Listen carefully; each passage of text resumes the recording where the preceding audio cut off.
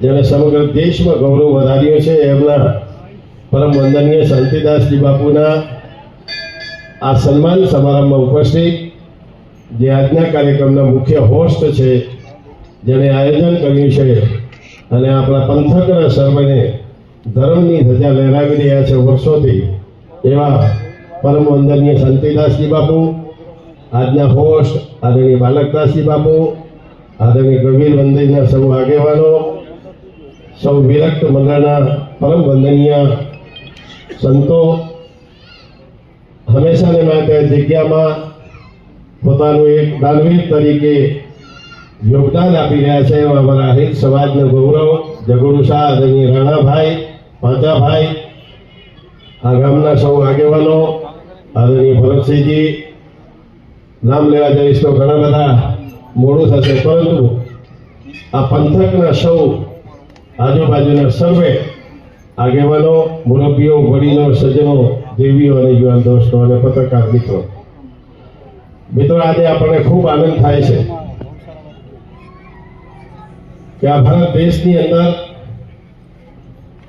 વર્ષો પછી આ દેશમાં મહાકુંભનું આયોજન કરવામાં આવ્યું. મારા પહેલા ભાઈ શ્રી ઉદ્ઘોષક ઓંકાભાઈએ કીધું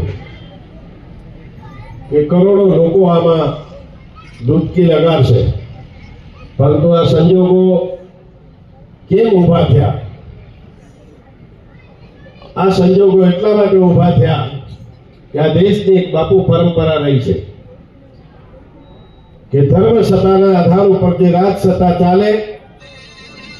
તો જ દેશની ઉન્નતિ થાય. અને 70 વર્ષ પછી આ દેશ ધર્મ સત્તાના માર્ગદર્શન હેઠળ ચાલવાની શરૂઆત કરી. વર્ષોથી આપણી અપેક્ષા હતી प्रत्येक हिंदुस्तानी कि एक दिवस रामलाला अपना खुद के मंदिर में आकर बैठेंगे, पूरे संतों के, महंतों के, आचार्यों के, पीठाधीश्वर की एक ऐसी इच्छा थी कि रामलाला अपने घर में आकर बैठेंगे और सदियों तक, सालों तक रामलाला को चौकी पहरे में रखे गए. लेकिन इस देश के यशस्वी प्रधानमंत्री, हमारे कच्छ के और सवाए कच्छी प्रधानमंत्री, विश्व के लोक नेता आदरणीय नरेंद्र भाई मोदी जी ने अपनी बुद्धि और बुद्धिमत्ता से इस मामले को सुलझाया